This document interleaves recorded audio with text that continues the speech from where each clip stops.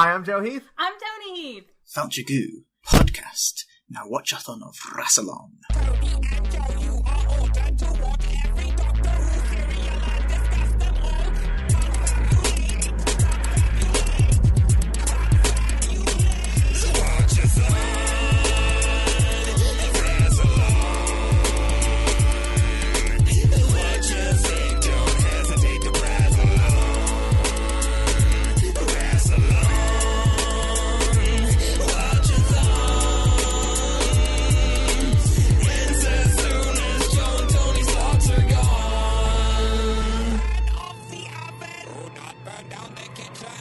Today we're going to be talking about the fourth serial of the fourth season of Doctor Who, The Highlanders, which is completely missing. There was 4 episodes that aired from December 17th, 1966 to January 7th, 1967. True facts! And today we're joined by special guests. Plural. Both of them. I think this is the first time we've had more than one guest on, other than the big Christmas debacle. Debacle's a good word for it. Debauchery. It's Seumas, a.k.a. Thinking in Gallifreyan on Tumblr, and Marta. Do you have a Tumblr? I don't use my Tumblr, so that's just fine, like that. Just Marta? Yeah, that's okay. Marta the Magnificent. Oh, Marta the Martian. First off, tell us a little bit about yourself. And secondly, tell us what you guys know about, Doctor Who. How much, Doctor Who exposure you have. I am Seumas the Red. I'm Seumas. I'm Seumas, and I come from Scotland. And I was enthusiastic about joining this podcast because it's the Highlanders. I thought it would be appropriate. I have been watching Doctor Who since 2004, which, you'll note, Doctor Who wasn't actually on then. I was just watching old stuff then. And then it came back. When did you start watching? I started watching 6 years ago, possibly. Mm-hmm. I think you've seen more than me. Probably, yeah. I've just not seen some of Tom Baker stuff. When... There's so much Tom Baker you can watch.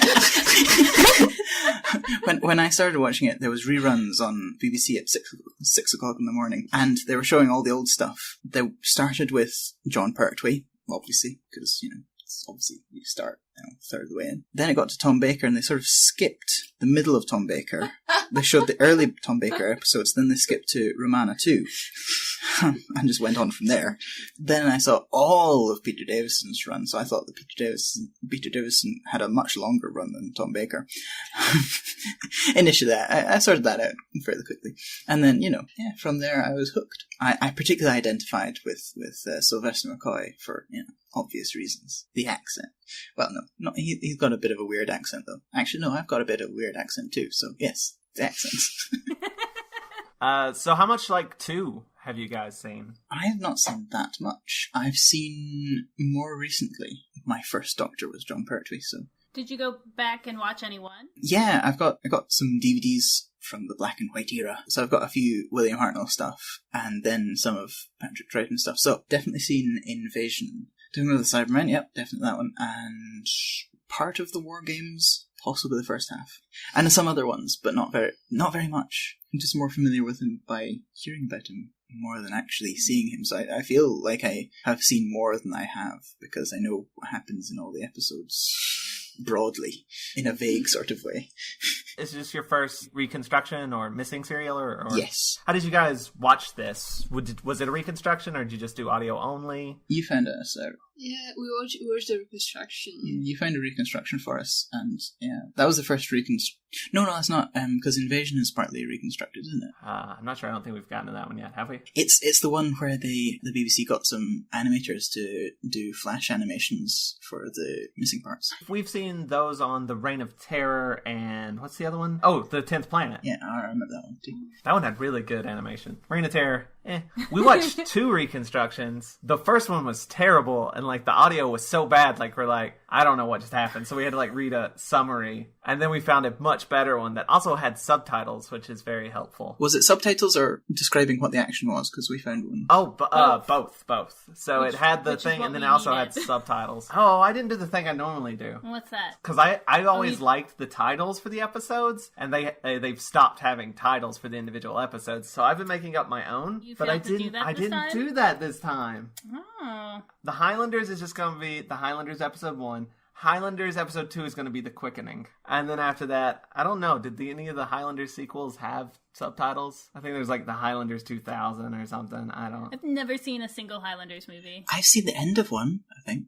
The first one's great. The second one makes no sense in context with the first one. Like, suddenly they're aliens. I don't know. It's weird and I don't care for it. Sean Connery's definitely an alien. I buy that. But anyway, Let's talk about... Doctor Who episode of Highlanders. Yeah, let's talk about the Highlanders and not Highlander. There can be only one. But there's two, so what do? The Highlander and the Highlanders are going to have to go fight each other. And then, no?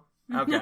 Well, apparently this one already lost because it's missing. It went into hiding. So... Team TARDIS lands. Well, actually, no, we start with a battle that is so exciting when it doesn't exist. Just, you hear noises. Oh, which, by the way, this is apparently the last pure historical, which makes me very sad. Yeah. Because I think there should be more of them. Aliens from here on out. I think there's another one in the 80s. There's Black Orchid. We've read that it's the last before Black Orchid, isn't it? That's the next historical is Black Orchid in 1982. Which is a Fifth Doctor story. That is a long gap. And then I don't think there have been any purely historical ones in the televised series since then. Not even the Sarah Jane Adventures had one, you know. There's always got to be an alien in there now. Yeah. There was one episode of Torchwood where there wasn't aliens. Oh, that was the best episode of Torchwood. It was people, and I was so pleased. And it was messed up. Like, the whole episode, they're like, is it aliens? What alien is it? Joe's Is about it to spoil the entire episode. I am going to spoil the episode. But, like, is it this alien? Is it this alien that we've met before? No? It's just people. Really messed up people that eat other people. Oh, that one. Countryside. That is the one. I was so pleased because I had been getting a little tired of, it's an alien. And then it was like, this is not an alien. I'm so pleased. This serial has it has one alien. Yeah, we have to have one alien. The same alien that's in all of them. Well, I don't want to say titular character because it's not his real name. But that's what he calls himself in this story. Kind of. In German. So technically, for this episode, it is definitely true. I mean, possibly you can drop the von. According to Wikipedia, it's more like Doctor of Who. Well, yeah, he just followed the convention for German names. He just wanted to make it sound more German. Is it when you see German fans just making kind of German versions of Doctor Who? They call it Arztfair. When I was doing German in school, we used to have personal writing things where you'd talk about your interests, and I'd always write Arztfair, and the teacher would go, "Oh no, you just write doctor," and well, that's boring. But yes, titular character, that word, main character, eponymous. I think that only applies to movies about horses. So anyway, they land in the middle of this battle. Yeah. I'm just going to keep going on and ignore this. Since we know absolutely nothing about anything, any historical context that you know of for this battle? It's the Jacobites against it's the last battle of the Jacobite Rebellion. Oh, yeah. And what's the name of that battle? Well, the Battle of Culloden. The Battle of Culloden. Which, that was almost the name of this serial, but there was another show with the same title that came out around the same time, and they're like, The Highlanders. Yeah, the Battle of the Jacobites against the dirty Sassenachs. So what was the whole battle about? It was the last battle of the Jacobite Rebellion it happened in 1746, and basically it was about some guys who got thrown out of the throne. Wanted to regain the throne. Wanted to regain the throne? Yes. Yep. At the time, the rebellion was led by Bonnie Prince Charlie, who was the grandson of the Stuart king that got dethroned during the Glorious Revolution. And so he was leading the mostly Highland, troops to the battle against the Redcoats. And they lost. And I believe Highlanders start day after the battle. Yeah. After the loss, yeah. And actually, we see a bit of the battling. Possibly the troops just getting... Well, the TARDIS Vikasa is the day after. I feel so much more educated now. I should have thought about that explanation before the podcast. But how did you describe Bonnie Prince Charlie before? Bonnie Prince Charlie was the grandson of James II, I believe. He lived in Italy. He didn't speak a word of Gaelic. I doubt his English was very good either. And so one day, I mean, I'm exaggerating. Obviously, everyone in the Stuart family wanted to go in the throne, but one day he just, thinks that would be a proper thing to do. Good idea. Let's go and take back Scotland. Exactly. He's a 20-something, I think. who just wants to be in Scotland. He goes to the Highlands, or actually probably the Islands. He meets with the local clan chiefs and he decides to regain the throne. And that's basically it.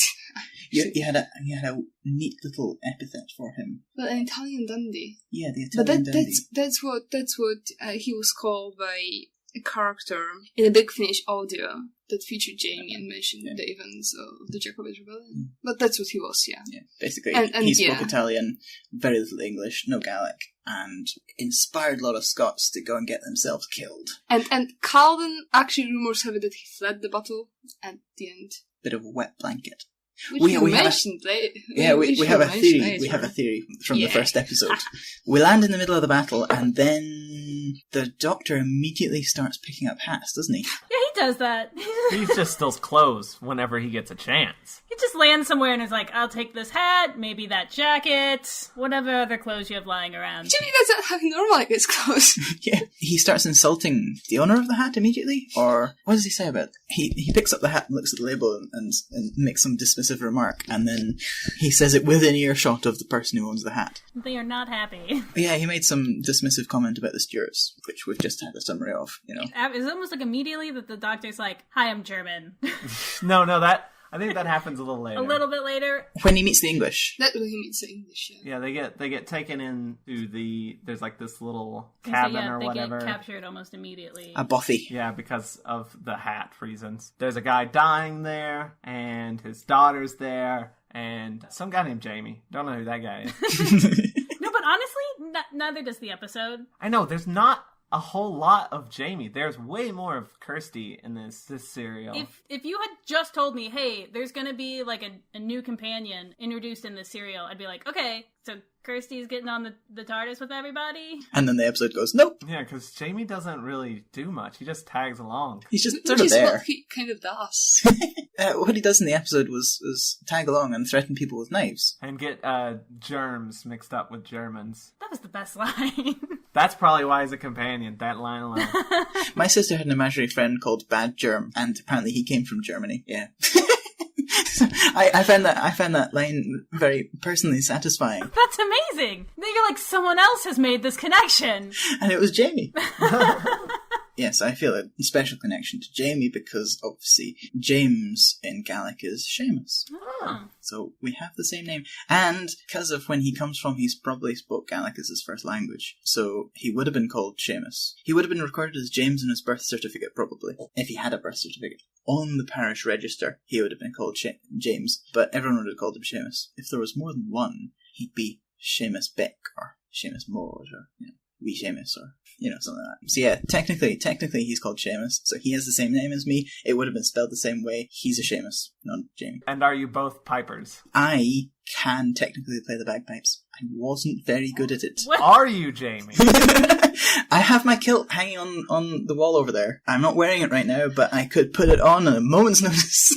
This is a Watch-A-Thon of Rassilon first. We have an actual companion on the show. I am pleased to be here. Well, you don't remember anything anyway. What was that you said? I can't remember. I said you don't remember anything anyway because Jamie had his memories wiped. I said, what did you say? I can't remember. Did you hear that? I'm sorry, that backfired. What is it with Doctor Who characters getting their memories wiped? Oh, now you've gone and made me sad. Yeah, because you were researching other things to do with Highlanders and some Big Finish audio adventures. Yes. Two of them covered the same subject. Jamie getting to meet the Doctor or another Time Lord and getting his memories back and then getting his memories wiped again or something. Well, no, I believe the one that I read about I've not listened to, I'm not sure if it actually involves Jamie getting his memories back. He's hung out with the Sixth Doctor for some reason. He gets his memory wiped quite a few times in the extended stuff as well, so it's sad. But that's spoilers because, as ages go. We'll get there. That's my catchphrase. We'll get there. In 3, 4, 5, 20 years. He has it mapped out. I did have it mapped out at one point. It's all messed up now because we added specials. an episode. So. Oh, I was going to mention the accents, but Yeah, go ahead. What's up with the accents? Because Jamie isn't played by a Scot. He's played by an English person who does a really good Scottish accent.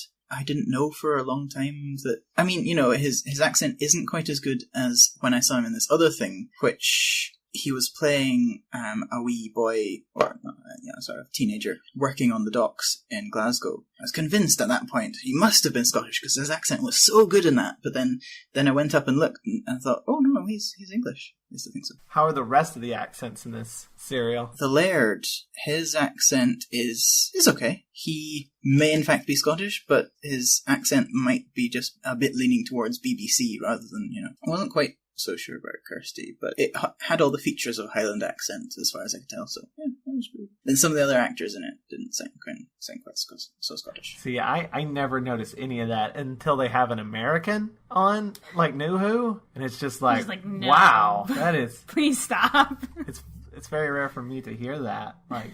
You don't see Americans on. Yeah, but you hear quite bad Scottish accents all the time. The difficulty around this era of television is that some of the accents you hear on television when it's black and white, the Scottish ones, they do sound these days quite caricaturish, but you can't tell whether they're putting that on because they're on TV or if that's genuinely how they spoke normally. But that accent was taken forward and sort of caricaturized further, and you listen to it and you think, oh, that sounds fake, but no, it's actually a genuine Scottish person saying it. Just acting poorly? Is that... Possibly. But yeah, that was the accents for that bit, because I wasn't quite convinced about the Laird. He's also dying, so... He is dying. Maybe we'll let him off. It's hard to have a proper accent when you're dying. Then somehow they get captured by the English. How did they do that again? The English just turned up. Yeah, pretty much. Oh, I know how it's Ben. It's Ben's fault. Oh my god, it is Ben. Ben's fault. Ben grabbed a gun from them, and then they're like, oh, everybody's like, oh, okay, we're okay with you because the doctor started doctoring the Laird. And then Ben drops the gun, alerting... They're like, hey, put the gun down. And Ben's like, all right, let me just toss it onto this table here. And it goes off. We really dislike Ben. You know what? I'm glad you said that first. We have not had a guest on the show yet who likes Ben. I've gotten to the point where I've been like, we need to stop talking about it because we're being a little harsh. Oops. And one of our previous guests, Ben Padden, was like, I really want to like him because he shares my name, but I just don't like him. Yeah, so you got way lucky. Yeah, I got the good one. Jamie, I approve of, yeah. I got Steven. So, yeah. That's my middle name. That's pretty good. That's a good one. The gun goes off. And that alerts. And that brings the English there. That's when the doctor becomes German. He just, like, right away, with no explanation, just puts on an accent, and you're like, what are you doing? He has a reason. He does have a reason. It's good and it's sneaky, and I like it a lot. What is it they can't... They can't hang him without notifying, like... The embassy, yeah. He's a foreign national. I mean, technically he is. It's true. Yeah, but there is also a reason why he says he's specifically German. That's because in the Glorious Revolution, the king, William of Orange, who actually became the king, he was from Hanover. So I think that they said he speaks better English than the king. Yes, yeah, he did say that, yeah. Our history nerd, thank you. Oh, we should have her and Jez battle it out. Oh! Jez is our other resident historian. Jez is who we have on a lot of historical podcasts so that she can shout at us about what we don't know and why didn't we pay attention more in school. She's probably better. But you know about some Scottish stuff that I don't know about, so together we make a good team. What? Perfect for this one, for this serial. So the doctor manages to avoid getting hanged. And then everyone else kind of gets out of it because, what's the guy's name? Solicitor Grey. Who is apparently the only actual historical character in this serial. He's a historical character? Apparently, yes. I didn't know about that, but...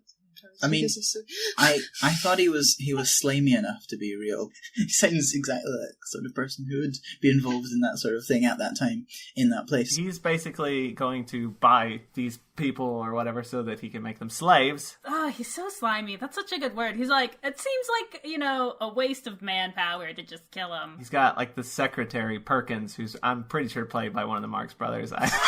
Every single time, too, someone said his name, Joe went, and Perkins. Very annoying, by the way. I'm sorry. It's hard not to. I really like the Perkins. He's really good comic relief. Gray's slimy. Perkins is funny. Also, during all this, Polly and Kirsty escape somehow. And they think that one of them might be Prince Charlie. Because there's rumors that he's escaping dressed as a lady. Which this happens a lot in Doctor Who. Is guys dressed up like ladies and ladies dressed up like guys. I feel like a lot of time it's out of convenience of, like, this female companion everyone just thinks is a guy, or else everyone would be weirded out by them. But this time it was an actual historical thing. Yeah. He was, that's what he was when supposed to have Charlie done. escaped, actually. Yeah, so this is an actual genuine historical. He was dressed as a maid. We actually do have a theory about Kirsty. We were watching her, and in her first episode, she wasn't quite, fierce. She actually spends quite a bit of it being kind of berated by Polly, like, can you just we got shit to do. Pull yourself together, yeah. And I was thinking, because I had been to see a play based on the history of Scotland as told by the people, called The Cheviot, the Stag and the Black Oil. That was the name of the play. There's a bit on the Highland clearances, obviously, and the Highland clearances where the landlords came and got the poor people off their land so that they could make way for grazing sheep, because the sheep were far more lucrative. So they sent all the people away to foreign places. Super settlements. Yeah, so that's how Commonwealth places got all their Scottish people. In the play they were talking about how when there were forcible removals of people, the lairds would send their big heavy men to beat people up and send them onto the ships. And the men of the villages and towns and settlements did nothing. They just sort of stood around because the laird gave them the money. That's, their work was to get money from the laird. So they didn't really feel like they could do anything. So they just sort of went, oh no, it's not our problem. All the women of the villages, on the other hand, started beating up the people who had come to remove them from the land. And that wasn't a one-time occurrence. That was, in several different places across the country. The women banded together to stand up for their livelihood and their lives and their homes and their families, where the men stood and, sort of acted more like Kirsty. Which made us think. Well, yeah. Kirsty is kind of what you would expect Bonnie Prince Charlie in disguise to behave like. Yes. So our theory goes that Kirsty was actually Bonnie Prince Charlie throughout the whole story. That would explain the ring. It would explain the ring. She's the one who has the ring. And the cluelessness. She's completely clueless and everything. And the only downside is that it would involve Bonnie Prince Charlie learning to speak English to the extent where he could fake a good Highland accent. But, minor detail. And also, it's a good theory, I'm keeping it. Getting the laird involved in it as well. Being like, yeah, totes my daughter. Which Polly and Kirsty weren't there, I think, when they go out to get water. And when they come back, they see that, what's happened. That Ben was an idiot. And then they go to my favorite place in black and white era Doctor Who. They hide out in a cave. In the cave? And that's where Polly starts taking charge. Yeah. And also annoyed you a little bit to begin with. She was rude! She gets on to Kirsty and is like, you need to, quit. Well, they're trying to get money. And she's like, well, here, sell this ring. And Kirsty's like, no, this is an important ring. We're not going to just sell it. And she's like, well, you're a dumb peasant. Just sell the ring. And I'm like, what? Why are you being so rude? She's just playing into all the stereotypes about rich English people towards Scottish people. It's like, you don't know anything. You just come in here. You're making all these assumptions. Obviously, the audience has enough context to be like, that's important. That's a plot point ring right there. Why are you being a jerk? Maybe she just really wants to drive home the point that this is a plot point. So she's being as rude as possible to draw attention to it, just in case anyone misses it. But no, Joe was making fun of me because I was mad at her. So, what are you so mad about? That is the rudest thing I've ever heard. You can't just go around calling people dumb peasants. I wasn't quite as angry because that's what I would expect. Not to stereotype English people, but come on. It's basically what they do. I'm sorry, English people. I'm kidding. You're fine. I like you. Don't call him a dumb peasant. Yeah, or I'll take my knife out and be all Jamie on you. But I think basically that's how episode 1 ends, is that Polly just storms leaves. off and falls in a hole. Yeah, she's like, fine, I'll just take care of it myself. And immediately falls in a hole and is trapped and needs help. And then we're given a misdirect because she sees someone with a dagger and you're like, ah! And it's Kirsty.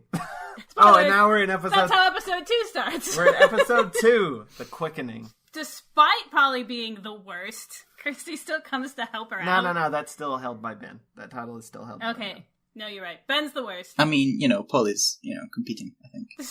Despite Polly trying her best to also be the worst. I think once Polly's out of the pit or the hole or whatever it was that she's fallen in. There's an animal pit, apparently. they see Finch. For Finch. You said that, and then Polly said it on screen like a couple seconds later.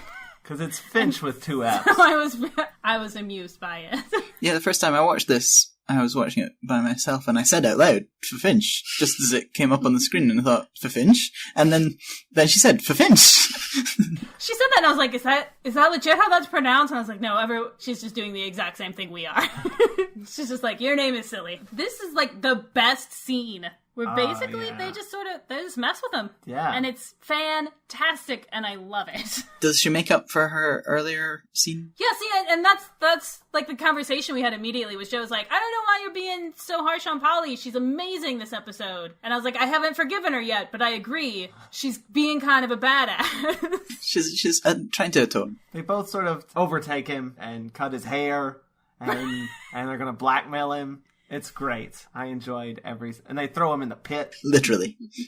Like a whole Daniel in the Lion's Den situation. That's amazing. I enjoyed every second of that. It was funny and awesome. This is the first instance of me legitimately enjoying Polly. Because, like, before, she's just been kind of there. She really has been, yeah. She's not really done much. And this episode, she actually gets to do things, and she takes charge and gets shit done. So she outranks Ben in the favorite companions solely from this scene, this serial alone. All right. I mean, it doesn't take much, but hey. I was going to say, I thought she already did just by not being Ben. Yeah, every companion gets a step above Ben for just not being Ben. Do you see what I mean now about us being too harsh? Well, wait till I start talking about that accent. But yeah, so while that's happening, everyone else who's gotten captured have been thrown in this, like... prison. Yeah, thing. which is like all... There's water all on the bottom of it. Full of water and probably rats and stuff as well. It's not a fun place to be. And they're like put in there for like holding, right? Until like they can get on the ship, get basically, on the ship. yeah. Yeah, which is controlled by the most stereotypical pirate Oh my gosh! I have ever seen. He literally says Arr, R like a 5 billion times. Sometimes it's not even like in the middle of a sentence. It just like cut to a reaction from it, and it'll just go Arr. Just in case you forgot, I'm still a pirate. Oh, I'm from Cornwall.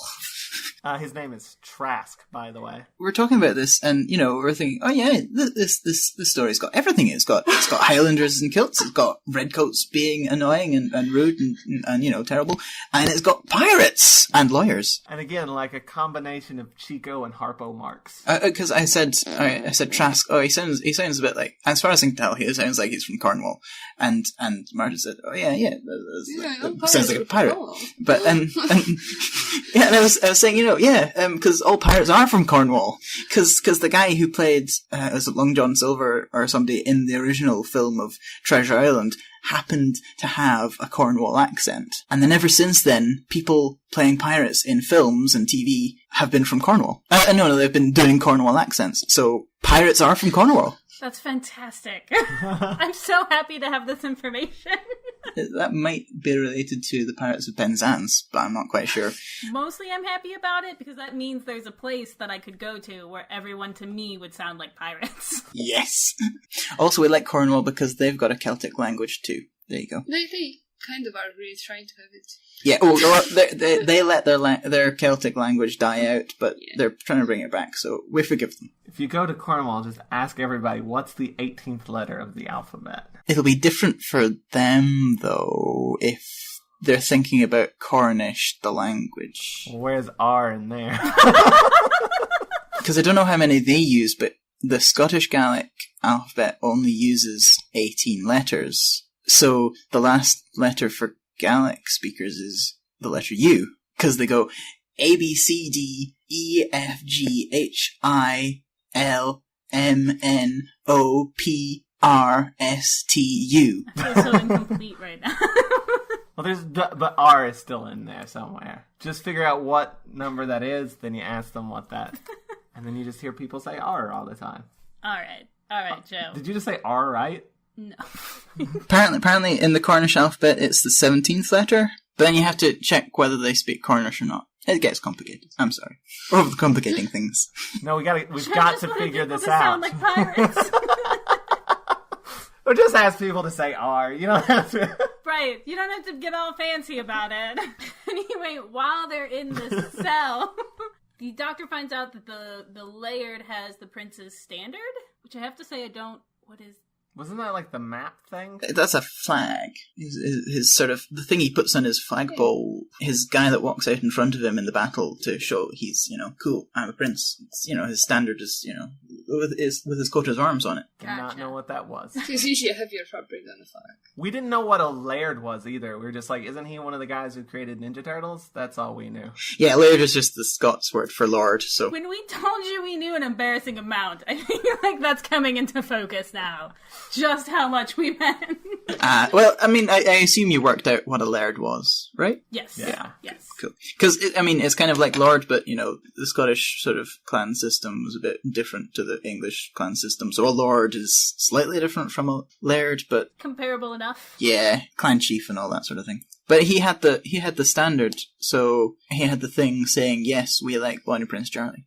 Which meant that they were friends of Bonnie Prince Charlie, which meant they probably had been near him at some point, or knew someone who was near him. Then comes the greatest scene, the beginning of a series of great things of the Second Doctor. He throws the standard over the dude, right? The Grey. Ties him up in the closet. The Perkins comes in, and he... Well, and... He just doctors him to death. Or not death. Well, I'm saying because he goes to Grey to, show him the standard and be like, hey, I know things. Get me out of here. And once he's out of the cell, that's when, yeah. He throws it over him. Ties him up. Sticks him in the cupboard. Well, as you do. And then He just... Hitlers him. That's a good parallel. Though unlike Let's Kill Hitler... This is a good episode? Yeah. Is They that also how that sentence proceed was gonna end? to continue to use Grey throughout the story. Whereas in Let's Kill Hitler, they forget about him. I liked the fact that they just forgot about Hitler. I thought that was the greatest thing about that. You set up this huge, big moral dilemma, and then you just shove him in the cupboard. Yeah. That is excellent. It's everything else about that episode that's not. Then Perkins comes in, and he sort of just uses headology on him to sort of, have you got a headache? No. Have you got a headache? Yes! Ah! It's beautiful. It's the greatest thing. And, he hears, Grey, in the cupboard. He's like, like, oh, that's we'll hear just a that." symptom. Yeah, Yeah, you're sick. You're sick, and you'll hear shouting coming from the cupboard. Ignore it. Just close your eyes, lay down, and count to 100. It was very Seventh Doctor, wasn't it? It was a bit Seventh Doctor, yeah. But I feel like this is the most active the Doctor has been so far. Because, Hartnell. This is where he starts to get proactive in actually moving the plot. I've already loved 2 so much. I do too. I was worried because we love Hartnell so much, but that we'd miss him a lot and not concentrate enough on Troughton, but no. He's amazing. He's in my top 3 Doctors. It's so sad that there's so little of him that exists. We still have not gotten to an entirely existing episode of him yet. Let alone story, just episode. Kirsty and Polly, I don't know if we said, when they were messing with Fafitch, they stole all his money. Well, as you would. So he can't get out of the hole because apparently the English army operates on bribes. Yes. That's exactly it. He's like, it's gonna be really, a lot of hard work to get you out of this hole, and, we'll want beer money. And he's just like, you guys take an IOU? Not only is he, did he have to get someone to, can someone please come get me out of this hole, and also, basically someone beat me up and stole my lunch money. Please don't talk to me about it.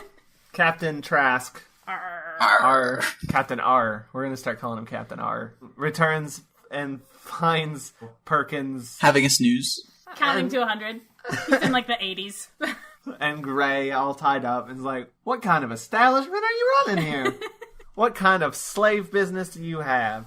Shoddy is what it is. This is why they needed to abduct people, because they couldn't get organised enough to actually pay people or, organise people who wanted to actually do jobs. So they had to force people to do it.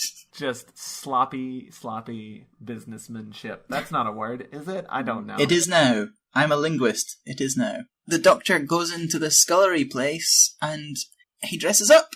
Continuing the theme of what You I was said saying earlier. that he was very Bugs Bunny in Yeah. this episode. He is very Bugs Bunny in this episode. What's up, Doc?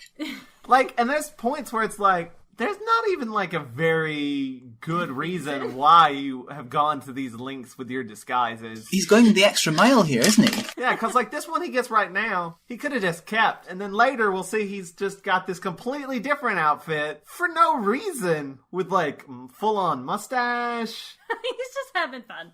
It's like, what was wrong with your last disguise? Which and I the don't think answer we is haven't said. He got bored with it. That's We haven't said what his disguise was. oh, he's disguised himself as an Scullery maid. older the lady. Wikipedia Yeah. says old crone, which I think is rude. That's a little judgmental. There's a word for old woman in Gaelic, which is caliach, which can be just woman. It can also mean something like crone, but it's used for, sort of old women and crones, and sort of, that sort of, got that sort of connotation to it. So, I mean, maybe they were thinking they were translating from Gaelic, I don't know. I'm just so offended by everyone being so rude today.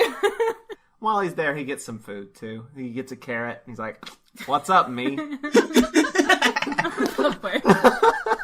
God, you are making this so difficult today. That's my job. See, because he's doctor. No, Okay. yeah. Everyone followed. I think we got that. I liked it. It's funnier when I explain the joke. This is what happens. You make a joke and then I'm lost. Alright, Trask is like, alright, I'm going to, look over the fact that you were sleeping and hanging out in the closet and lost a dude, and I'm going to go ahead and take your prisoners onto... Gonna ignore the fact that you're totally incompetent and continue going on. Yeah, he's sort of a weird character, isn't he? And then he puts them on the ship, the Annabelle. The prisoners are literally led right past the doctor, who has escaped and not gone very far, apparently. They're not even going to look for him? I don't know. I mean, I don't think they're really that concerned with, One prisoner? Yeah. I'd be, more concerned, he just said you had a headache and you bought it? I guess that happens to Perkins every other week. They start getting on the boat. Yeah, they get on the boat and they see a dude thrown into the water. There's not much of a cliffhanger this episode. It's like, oh no, someone that we have no idea who it is got thrown overboard. I mean, it's kind of a dire situation. We're about to get, put on a slave ship and they're just throwing bodies overboard. Yeah, and they're then- that guy didn't make it. Well, Trask is like, that's the only way you'll ever get off this boat. R. Or And that is the end of the second episode. And we are now on to episode 3, He Googled The this. Sorcerer. Wait, that's me. That's the third Highlander film. So it opens with them being on the Annabelle, which is the ship's name. And everyone starts getting kind of mad at Ben Justifiably. because he's English and also the worst. I mean, yeah. But the Laird was nice to him, wasn't he, for some reason? Because Laird is just a he's nice the guy. fake dad of Bonnie Prince Charlie. Yes. So, Yeah. Ben sort of didn't really help in that situation, but he was in the presence of people who kind of tried to help the Laird. I guess he's forgiven by proxy. And it's revealed in this scene, I think, that McKay, yeah, the guy who has the beef with Ben, the guy who's fighting with Ben, used to be the captain of the ship. Willie Willie McKay. Mackay. I don't know. I'm just reading it up. Yeah, the guy who played Willie Mackay, he sounded really very, very convincingly Scottish. I think he was definitely Scottish, Just putting that out there. I liked his accent. He sounded much more convincing than Laird. It's got the Seumas stamp of approval. Ka-chunk. Polly has a plan. They've gotten this money, and Polly comes back with oranges? And she's like, we're going to sell oranges. And, this offends Kirsty a lot. Being Bonnie Prince Charlie, you wouldn't want to be associated with people who do things that poor people do. That is basically her objection, too. More evidence. Our claim is getting stronger. This theory's panning out. Polly came back with oranges, and it seemed like the narrative was telling us, yes, the audience should know, or should, sort of guess that this is a thing. But I had no idea that people specifically sold oranges to soldiers. That sounded awfully specific. That scene happened, and I was like, this seems to have a very specific connotation that I'm not aware of. They just really needed vitamin D. Because, immediately Kirsty knew what the plan was, and I was sitting there like, why does she have oranges? Well, I mean, Bonnie Prince Charlie, wealthy sort of ish royal person, would have access to citrus fruits and fancy stuff like that. And, because they wouldn't be that common in the Highlands in the 1700s, because you can't really grow them there. So, Bonnie Prince Charlie would know about these sorts of things. Evidence just keeps piling up. But yeah, that seemed awfully specific. But then, they go and pretend to sell oranges. And then they run into their favorite butt monkey, Finch. And then there's like somebody's like, aren't those the women we were chasing earlier? And he's like, no. They're good. They're buddies. They act very palish from here on out. They're all cool. I mean, not really, but Polly and Kirsty start to get very fond of their blackmailed sergeant. Well, and Finch starts to get fond back. It's a in a very way that Stockholm is weird. sort of deal going on. Obviously, he can tell when he's been beaten and has a lot of respect for people who can outsmart him, because he's clearly a keen, cunning, and another word that means sort of clever and stuff. Sergeant person. That's a great sentence. I like it. He seems to gain respect for them for outsmarting him, is basically what I tried to say there. Yeah, that's a That good makes theory. sense, Yeah. The doctor is there in that room, but he's in disguise. And nobody knows. And he's kind of sometimes doing a sort of Scottish accent and kind of sometimes not. But no one really notices because he's made himself look like someone who nobody wants to look at, so nobody really cares. He gets away with it. And then back on the ship, this is when everyone kind of like, all right, here are your choices. You can either, tell us everything you know, or we can hang you, or you can sign these contracts. That it's like a 7-year indentured servant, which, isn't actually a real thing. That's not how that works at all. Well, I mean, they like you to think so. But once you're there, yeah. But the contracts are important because it's what they need to be like, hey, this is on the up and up. And then Ben does the only thing where I'm like, yeah, Ben. Ben did a good thing, and we were very proud of him. You're not completely the worst. He grabs the contract. It's like, can I read it? And they're like, sure. Yeah, whatever. It doesn't matter. It's not real anyway. He takes it and he rips it up. I think he rips up all of them. Yeah, he takes all 3 pieces of paper and goes, then Jamie goes, oh, I like him. Possibly for the first and last time. And then he gets knocked unconscious by Trask, and Gray has to go and get new contracts. Yeah, I mean, he does a good thing and immediately gets knocked on the head for it. I mean, he's probably going to learn and take away from this that doing good things that people like him for is going to get him knocked out. That was just all the previous bad karma catching up to him. Right. It just chose an unfortunate moment. And then we're back with Polly and Kirsty and Perkins. And they're basically just kind of hanging out with him, I think. They're playing some game. Whist? I don't know what that is. Mm-mm. Oh yeah, whist. I have no idea what the game is either. You sounded very excited, like, I'm going to explain to you what this game is. They're playing... I just like words that begin with wh. They're playing whist.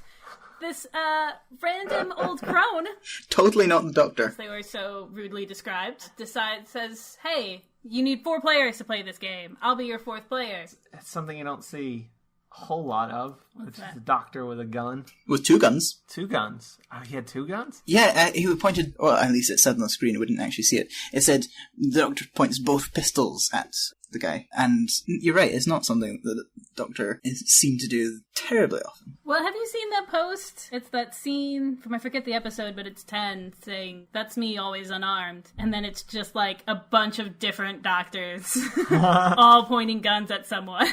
Yeah, it happens at least once per Doctor. I mean, it even happened with 10. I mean, it's supposed to be, like a this is how far he's been pushed. But at least once a Doctor it's happened. Yeah, I mean, to be fair, we do later find out that neither of the pistols is loaded. It was a bluff on his part. But he basically is like, tells Perkins, go away, count to 100. Or he just tells him, you're going to sit here quietly and wait for 10 minutes. And then you're going to leave and forget I was ever here. Or you'll get more headaches. I will magically make your headache come back. That's my attempt at his bad German accent. Was that a bad impression of a bad accent?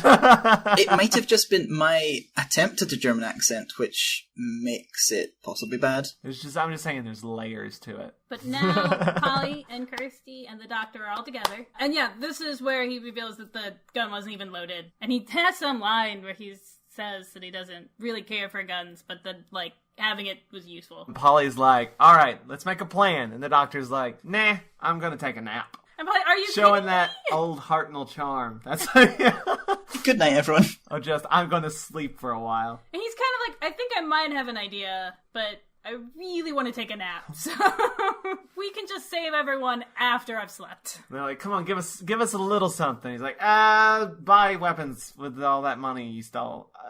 Good night. I kind of had a thought that maybe he had decided he didn't really care about saving Ben, and just sort of thought this was a good opportunity to get rid of him. This could be pretty convenient for me, actually. He was just going to have a nap and then accidentally wake up a little bit too late to go and save Ben. Whoops, All of your theories have been spot on so far. I'm on fire. But Gray and Perkins come back to the ship and they have new contracts. Trask is asked to ensure that everyone signs them this time. He's not going to be nice about it. Then Kirsty and Polly didn't have a lot of luck getting weapons. They're like, I've got a pitchfork and a knife. I've got a rock. And like the doctor just has like a wheelbarrow? Wheelbarrow, yeah. That word didn't go quite as planned. A wheelbarrow just full of guns. Like, all right, you did better. You just showed up with that like scene in the Matrix where all the guns go. I was thinking that scene from Crocodile Dundee. You call that a pile of weapons? This is a pile of weapons. Also, he finds out about the ring, which we talked about, like the ring, but we never said what it. Ring. Yeah, but we not said what the plot point is. It was a spoiler at that point to talk about what the ring was. Guys, it's the princess ring. I just wanted to let you know. Once again, another notch in the Kirsty's Bonnie Prince Charlie theory. This is where something happens that made me feel a little bit guilty. Makes you feel guilty. You cheered, I think. Maybe a little. Ben gets thrown overboard. Hey, I mean, that's so sad. And then, Poor he's, Ben. like, tied. He's, like, bound by rope, and they throw him in. That's the cliffhanger, and I'm like, feel a little bit bad. That was the end of episode 3, The Sorcerer. We're now into episode 4, Endgame. I think they were possibly not gonna dunk him straight in. They were just kind of gonna let him dangle there. That's what I thought. But he manages to escape anyway, and they don't really care that he disappears. It's because all of the villains are incompetent. Well, also, like, these aren't very important people. They think he's a deserter. He's just some random guy. They're like, whatever. He'll either drown or whatever. We don't care. We didn't tie a good knot. We don't have time for that. Trask is too busy trying to maintain his Cornish pirate aesthetic. And Gray and Perkins are, too busy concerned with making profit. And yeah, they don't, Ben, whatever. Bye, Ben. Didn't like you anyway. Unfortunately, or fortunately, depending on your feelings, Ben emerges from the water and crawls back onto the ship. He's fine. But he immediately bumps into a red coat. But it's the Doctor! Yay! That's what you said. That was his second, he ditched one perfectly viable disguise for another. Yeah. And he has a mustache this time. Where did he get that mustache? Who knows? He shaved it off a British officer. He maybe just went back to the TARDIS for it. It wasn't. Oh, no, they were nowhere near the TARDIS. It's probably when he's getting all those weapons. He's like, you know what? Throw that mustache in. He bought somebody's mustache off of them. Like, literally right off of their face. Did they even have, glue-on mustache? Like, he peels it off. Did they have mustaches like that back He's then? the Doctor. He could think of something. I was going to say maybe he had one in his pockets, but he'd got rid of his normal clothes to put on the disguise earlier, so he didn't have his clothes. So he didn't have pockets, so he couldn't pull stuff out of his pockets like a glue-on mustache or anything. To be honest, though, that is so plausible. If I had to guess what kind of things were in the Doctor's pockets, a fake mustache is, top of the list. It stole it from the Brigadier, apparently. Yeah, that was before the first time that... Yeah, this is before Brigadier Unit, isn't it? Yeah. So maybe... But, temporarily transcendental pockets, he reaches into his pockets and accidentally pulls out the Brigadier's mustache before he's even met him. I've heard a lot of comparisons between 2 and 11. Having facial hair for no reason is another parallel between those two. I really feel like 11 just can I have now? a mustache and a beard? No reason, just want it. Why not grow a beard? Including that one where he was technically a robot? I don't know. We won't speak of it. He was a robot who grew facial hair. I don't understand that entirely. But okay. Classic Who. The Doctor distracts Gray. Or, well, I haven't actually gotten there yet, but I think the Doctor's telling Ben the plan, which is they've got all these weapons, and the Doctor's going to distract the crew while Kirsty, I think, is just handing out guns to everyone on the ship. Because he's going to go in with the ring and be like, yeah, I know the prince I know is. where the prince is. And they'll totally buy it, despite the fact that he did this exact same thing before. And they have zero reason to trust him. They still will. They're just distracted by a shiny ring. Or we got to the bit where he's telling Grey about how he knows who Bonnie Prince Charlie is, and he implicates Jamie by saying, what does he say? Did you see that short Highlander with the soft face and hands? Fair hands. And, you know, he sort of goes on about how beautiful and delicate Jamie is. And we just looked at each other and thought, and you said, well, Married. they're married. Already. They've only just met.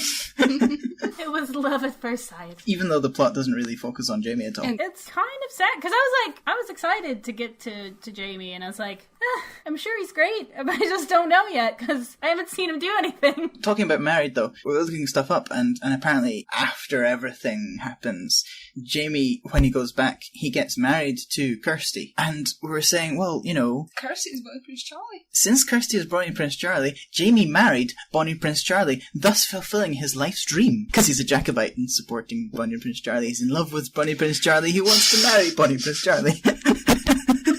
Everything about this theory is solid. I haven't seen a single hole yet. But it gets better. So, you know, one of the big Finnish audio stories is, I think it's a companion chronicle, has Jamie, older Jamie, meeting a CIA agent who's investigating a change that occurred during one of his travels. Was that? Yeah. And it turns out that Jamie and the doctor actually visited England during the Glorious Revolution and prevented it from happening. So, Bonnie Prince Charlie eventually became king. So they changed the timeline so that...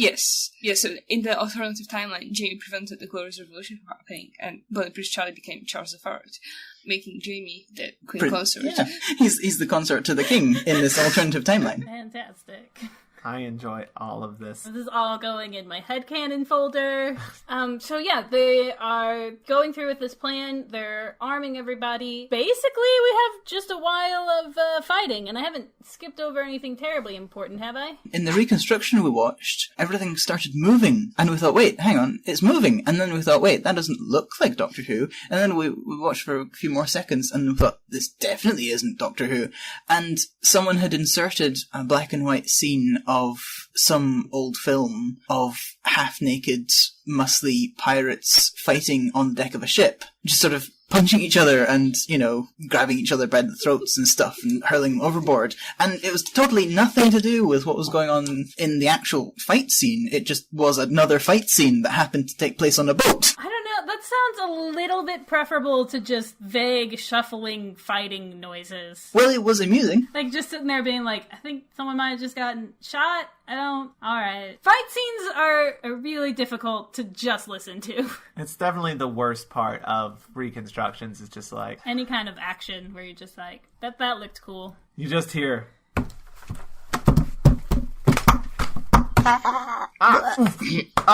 You're like, I assume the bad guys are losing. The good guys win.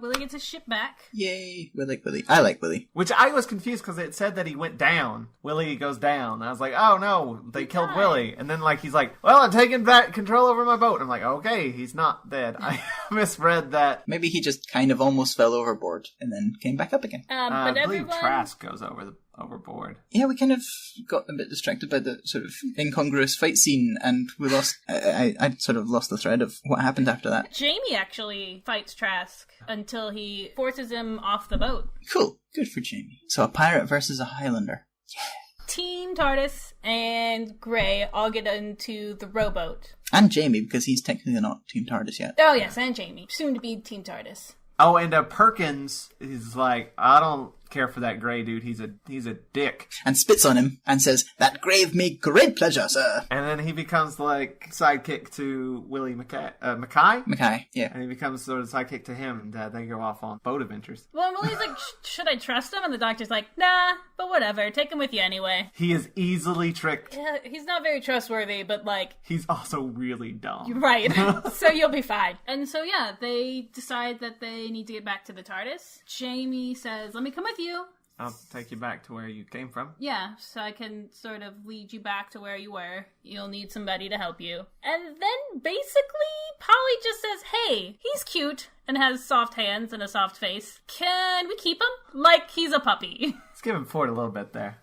Yeah. Yeah. Because then there's, Gray gets away, and then they make it back, but Gray's already there, and then... But basically, he gets arrested. Oh! For Finch! For Finch. For Finch, she takes a liking to Finch as well, Polly does. And gives him a smooch. Because he's like, he arrests Gray for illegally doing all the slave Because stuff. he doesn't have any contracts anymore. He's like, oh, it's fine, I had contracts. And they're like, where are they? And he's like, I don't...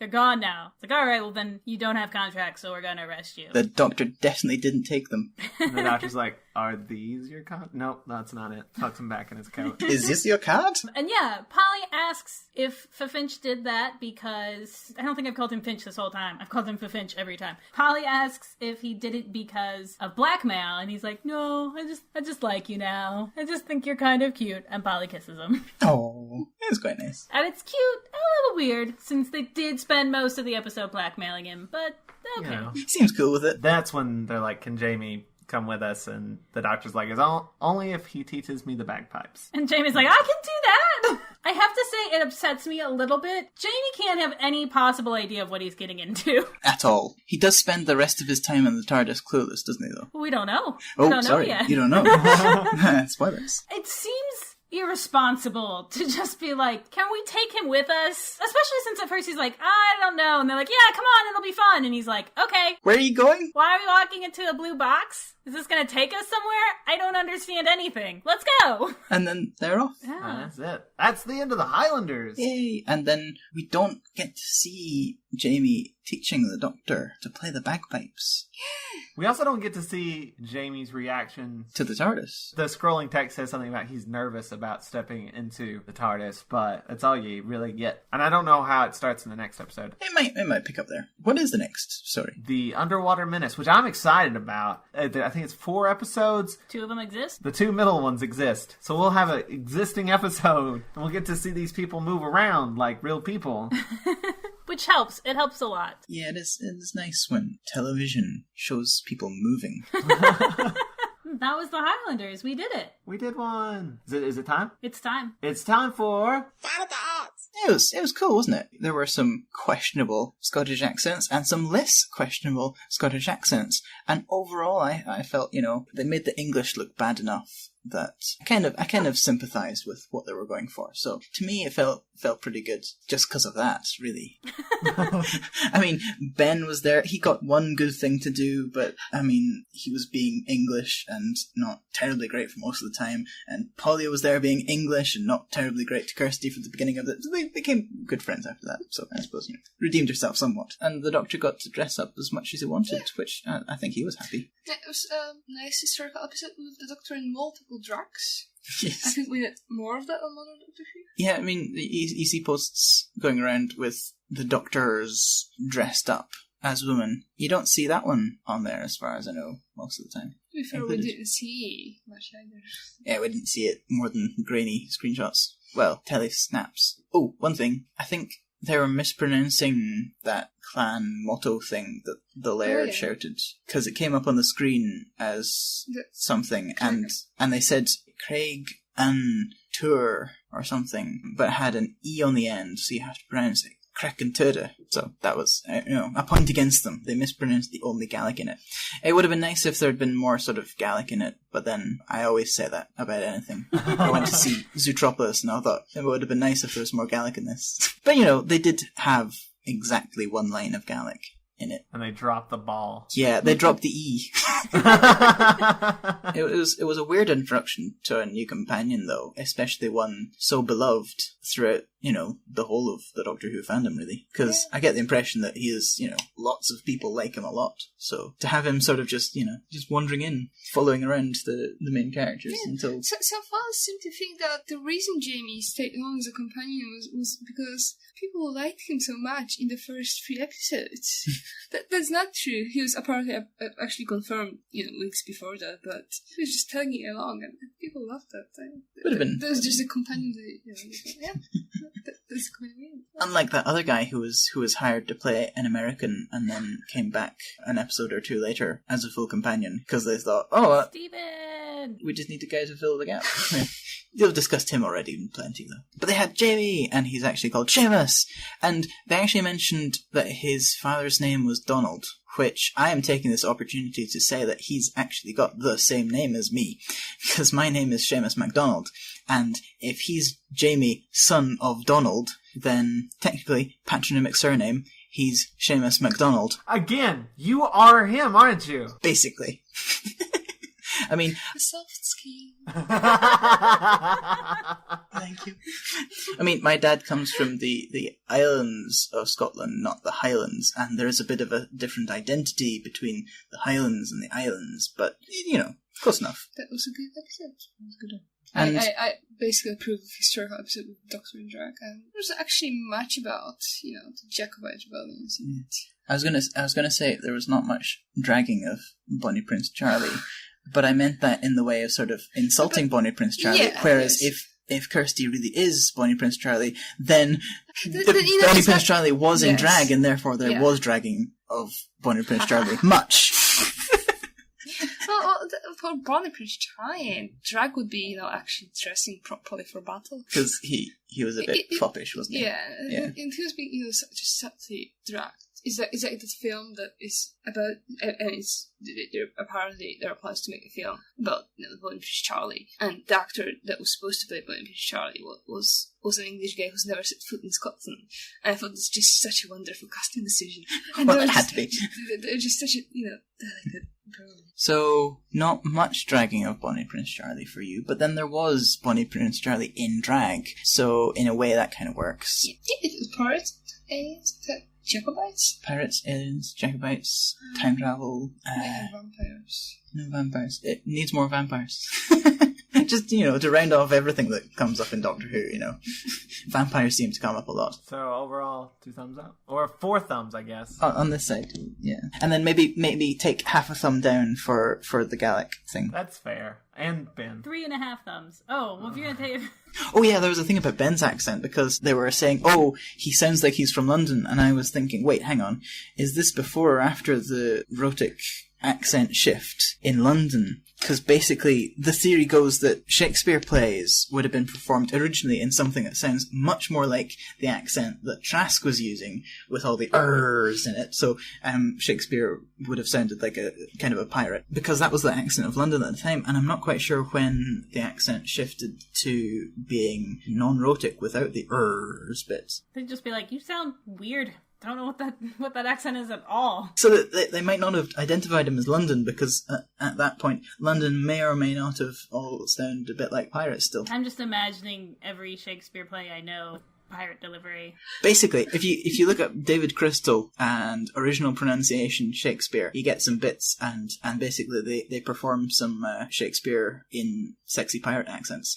Sexy pirate Shakespeare. Fantastic. My first thought is that for a serial that's introducing a new companion, it doesn't spend a lot of time doing that at all, which seems odd. But I suppose if Kirsty really is Bonnie Prince Charlie, she couldn't come on as companion. Right. Yeah. She had important historical shit to do. I feel like we didn't talk about enough how we mentioned that she kind of, at the beginning, is having a hard time and Polly gets onto her. From that scene on, she's a badass.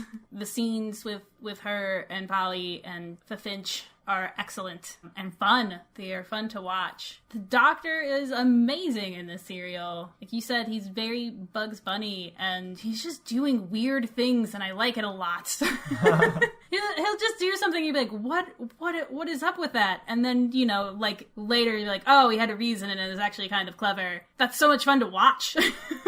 It's so much fun to watch the Doctor just do weird, strange things, and later be like, oh, it's fine, he has a plan, you guys. Like, 90% of the time.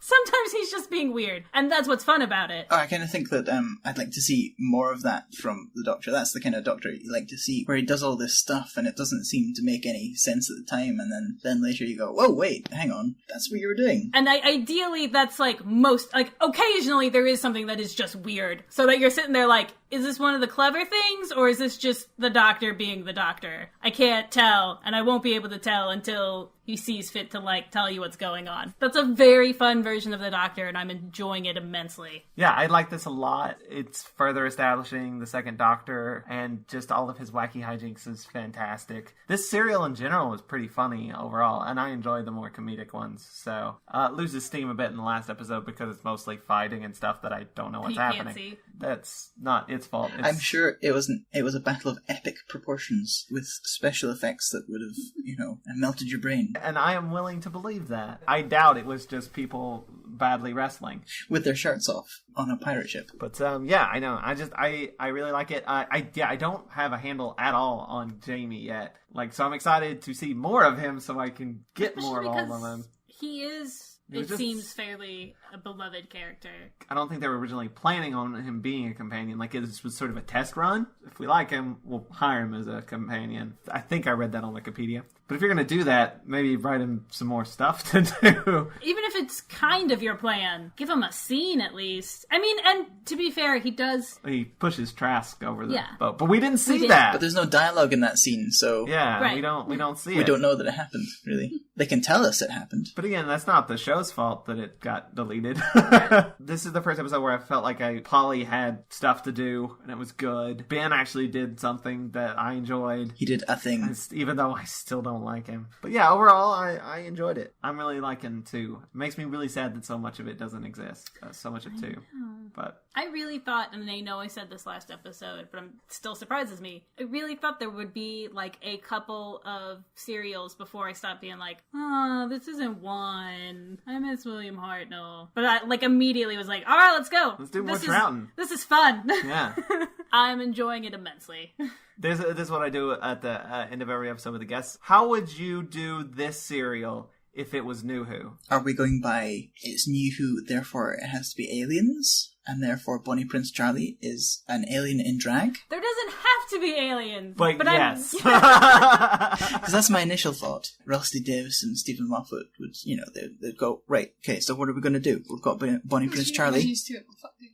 Yeah, I mean, I can imagine both of them doing that. Bonnie Prince Charlie, he's an alien. If we're not going with Kirsty as Bonnie Prince Charlie, then I would bring her in line with the statistically more likely character for a Highland woman of this time, and sort of have her the one taking charge of Polly from the get-go, and, making plans and stuff. And they can work together on, bringing down Finch and blackmailing him, from the outset. That storyline works. I just have Kirsty be a bit more Highland. The Laird was pretty apathetic, so he actually kind of fits the Highland men of the time thing. Also, he was a laird. They went out of favour quite soon after this, when they sold all their land and sold out their people for sheep. So, I mean, he was pretty apathetic. I'd keep that.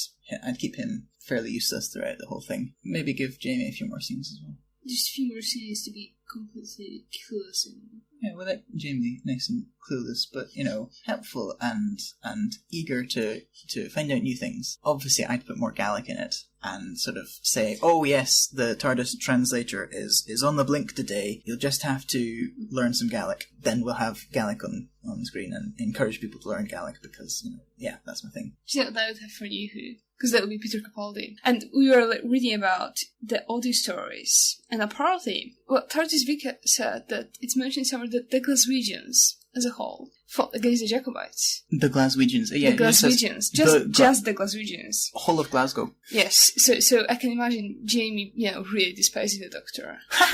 and then, I would have the story being a nice historical, actually, things, and then I would have the 12th Doctor playing bagpipes, and, Jamie with his guitar. Jamie playing the bagpipes and the Doctor on guitar. Yes. Uh-huh. Also, the wiki said the Glaswegians fought against, and, they fought against someone, so they weren't on the side of the Jacobites, but the sentence, the Glaswegians fought on the side of, that's leading into something that isn't a sentence. The sentence is just, the Glaswegians fought. Full stop. You can't unite Glaswegians on a side. They just fight. With Strax in New Who going up to Glasgow to fight. So you just have the stereotype about Glaswegians. They'll fight, but You can't get them all on the one side. For the how you would do it in you would have it with Peter Capaldi, and then you'd think that because they're both Scottish that the Doctor and Jane would get along. I'd like the Doctor to really expect to be, welcomed there. But because Jamie knows that people from Glasgow didn't support Born with Prince Charlie, Jamie hates the Doctor's guts. So do you guys have anything you want to plug? You can find me at Thinking in Gallifreyan on Tumblr. And I mentioned the thing with the seal of, you mentioned the seal of approval of Seumas earlier. Well, I've got a kind of signet ring thing of Rassilon, the Ring of Rassilon, which I made, and it can be 3D printed for people if they order it from the website called Shapeways. You can find that on there if you search for Shapeways in your browser, and then you go to the browser and you search for Ring of Rassilon or Doctor Who, and you scroll down and you have to look for it. But then you too can stamp the seal of approval of Rassilon onto anything you choose fit. That's the seal of approval of Rassilon, and it can be stamped on things. It's my birthday soon. Actually, by the time this goes up, it'll probably already be past your birthday. Maybe you already have it. Meow today, Ganju. Meow today, Ganju. Sorry, I'm singing Gaelic to you, and happy birthday. We don't have the rights for that. Well, it's in Gaelic, so there. Well, I want to thank you guys for being on the show. I feel much smarter than I started. I feel a bit smarter as well. Still pretty stupid. Oh, yeah, definitely. Maybe I phrased it wrong. I feel less stupid. Yeah, thank you guys so much for being on. Well, you're very welcome. It has been fun. And thank you for asking us, and thank you for asking me, and then... Thanks for having me, I suppose. You're given a chance. You just snuck an extra guest in there for you. We are totally cool with that. Yeah, it worked out great, I think. Thanks for listening. If you like us, go to watchyourassalon.com. You can follow us on Twitter at watchyourass. If you like the episodes and want to help us out, you can go to watchyourassalon.com/support. And there's a link to our Patreon there, which you can just get to by going to patreon.com/watchathon. And then there's all sorts of cool rewards and stuff there. And also you on can our... also sponsor an episode, which we will say that you sponsored the episode. We'll give your name. All you have to do is buy the DVD of the episode so that we can watch it. Yeah, because Hulu took them all down. Please like us or whatever you do on iTunes. Whatever you do on iTunes that says, hey, good job. Rate and review. Yes, I don't know. Leave a review on iTunes. ITunes that says those podcasts you do are the good. Maybe word it better. No, just leave a review that says, hey, this podcast is the good. And that's it. We'll be back next time for the Underwater Menace. I don't think we have any guests on that. Just us. Yeah, you and me. That's it. And I'm excited about that because it's the first one with existing episodes. But we'll see you then. Bye, everybody. Bye. Say bye in Gaelic. Cheery and Drasta. Woo! Once aboard the Annabelle, that's the only way you...